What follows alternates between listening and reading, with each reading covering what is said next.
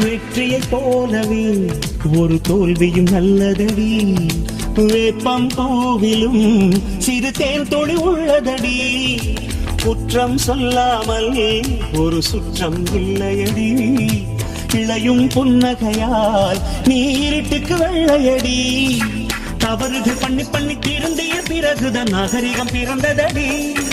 தவறுகள் குற்றமல்ல, சரிவுகள் வீழ்ச்சியல்ல, பாடம்படி பவள கொடி. உள்ளம் என்பது கவலைகள் நிரப்பும் குப்பை தொட்டி இல்லை. உள்ளம் என்பது பூந்தொட்டியானால் நாளை துன்பமில்லை. புயல் மையம் கொண்டால் மழை மண்ணில் உண்டு. எந்த தீமை கொள்ளும் சிறு நன்மை உண்டு. ஓ